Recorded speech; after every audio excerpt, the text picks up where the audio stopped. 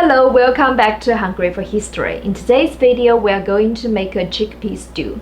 Imagine a world where you could be tortured and killed based on what you ate or when you ate it. If you were Jewish Christian living in the late 15th century Spain, you could be arrested once you were found eating chickpea stew on Saturdays. Why? You will find out the why in today's video. Let's get it started!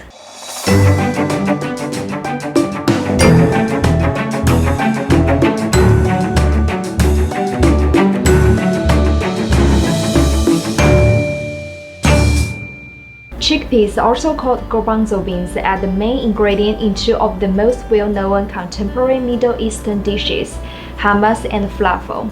In Arabic, hummus technically means chickpea, not the chickpea dip made with tahini sauce. One of the chickpea varieties resembles the shape of a ram's head, which counts for the botanic name Arautinum, since in Latin Aries means ram. The origin of chickpeas is in the Fertile Crescent, where they were gathered from the wild as early as the 8th millennium BCE. Dr. Ken Albala, in his book Beans: A History, points out that the oldest carbonized chickpeas were found in Turkey and Syria. They were domesticated about the time when humans began cultivating wheat and barley. From the Fertile Crescent, they spread to Greece, France, Africa, and India. The Greeks and the Romans liked to eat roasted chickpeas as a snack and often with drinks. Galen, a famous Greek physician, thought that the chickpeas were more nutritious but less flatulent than beans. Chickpeas were probably cheap to buy, as Galen said they were an ideal food for the poor.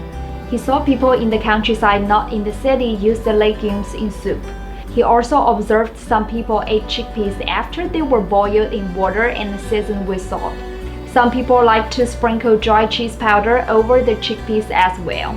The Romans also cooked chickpeas in gruels with lentils and cereals. The 1st century Roman cook writer Apicius has a couple of recipes that call for chickpeas. One recipe is chickpeas and green string beans served with salt, cumin, oil, and a lead wine. Another one is a gruel recipe made with chickpeas, barley, and vegetables. On the Iberian Peninsula, chickpeas were so common among Sephardic Jews that the Spanish Inquisition considered them a Jewish food.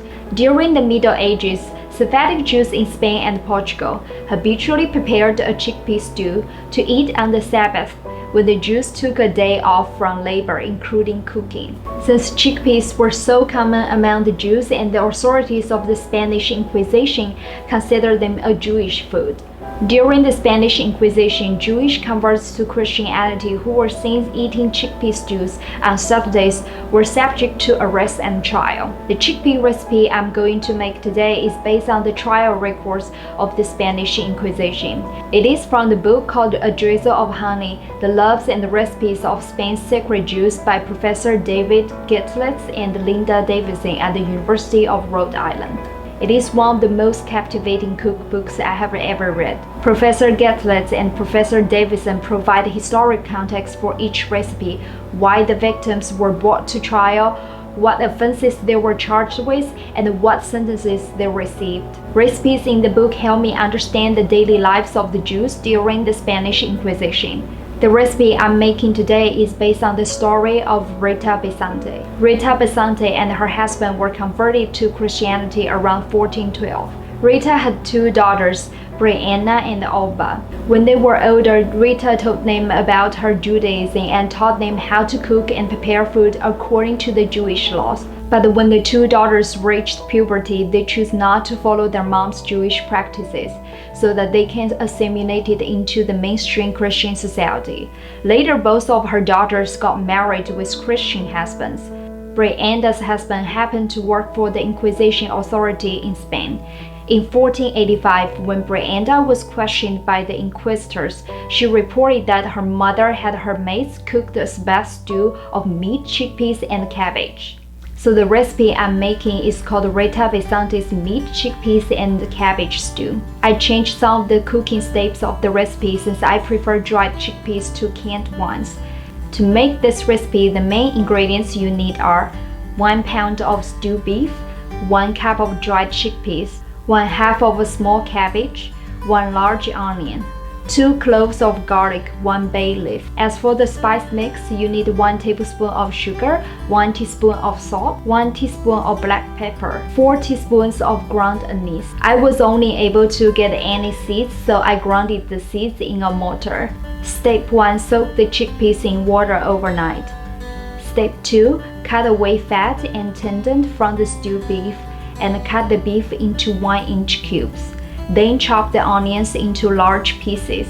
Heat the olive oil in a large Dutch oven. Add the garlic and bay leaf and saute over medium heat until browned. Remove the bay leaf and garlic to a plate. Add the onion and saute until lightly browned. Then remove it to a plate. Add the beef cubes to the pot and fry gently until browned on all sides.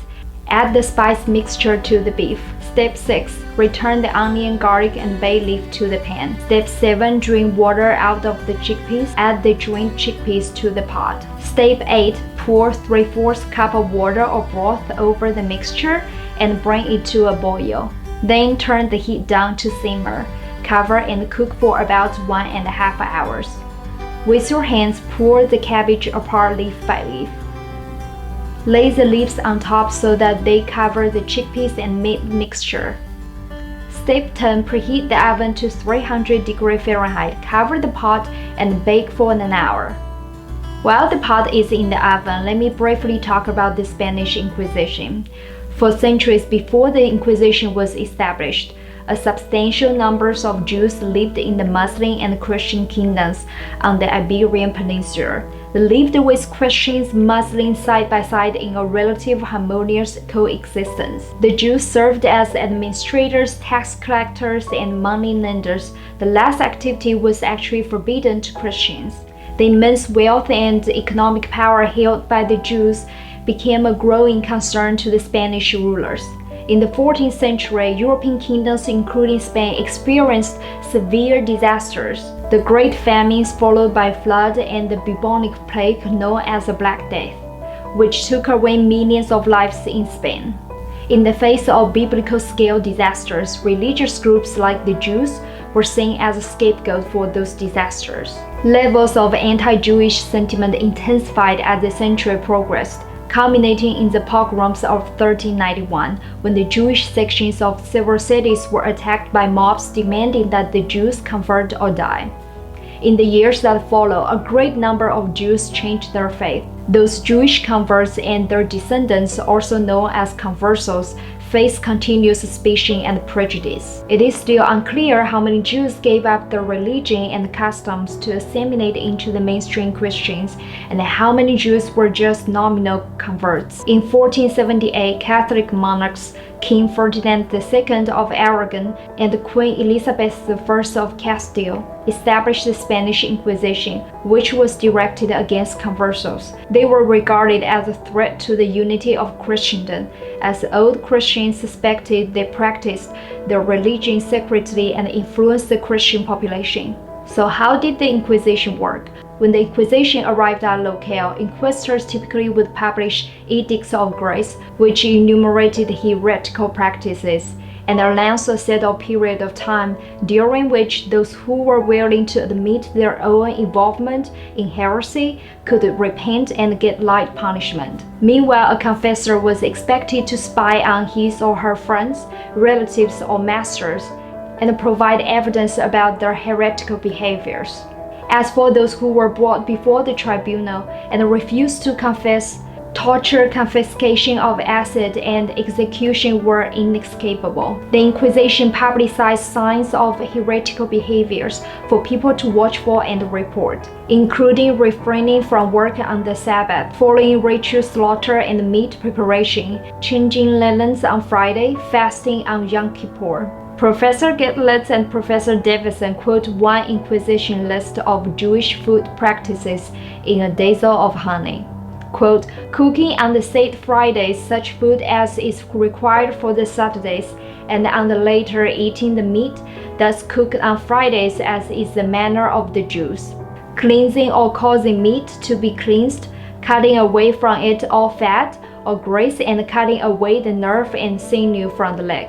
not eating pork, hare, rabbit, strangled birds, conger eel, catfish or eels, or other scaleless fish, as laid down in the Jewish law, unquote. As I said earlier, the recipe I used for the video is based on Rita Besante's daughter's testimony before the tribunal. She reported that her mom had her maids make a recipe stew, as the Inquisition considered the consumption of chickpeas was associated with Jewishness. The Inquisition records, including trial testimonies, help historians and later generations of Jewish converts to learn about medieval Jewish culture in Spain.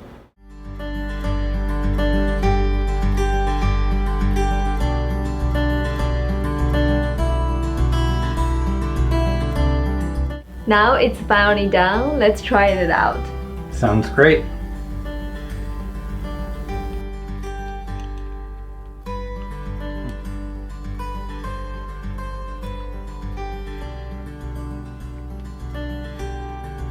It tastes surprisingly good. I typically don't like licorice flavored candy. When I find out the recipe calls for anise seeds, which has a similar aroma, I become a little bit concerned because I don't know whether I would like it or not.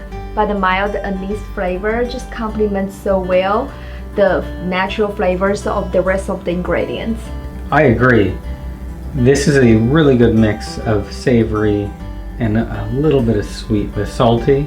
But the things that really stand out to me the most are the variety of textures. That beef that just dissolves in your mouth. Yeah. The dense, satisfying chickpea, and then that super soft and again dissolve in your mouth cabbage. I like the cabbage a lot. It's sweet, actually. Yes, it is delightful, and I think this has the opportunity to become a staple in our household. Yes, I would like to make it again. Thank you for tuning in. I hope you would like today's content. If you want to support Hungry for History, please give us a like, share, or subscribe. It really helps us with the YouTube algorithm so that we can be known by more people. Yeah, thank you. I will see you next time. Have a great day. Bye bye.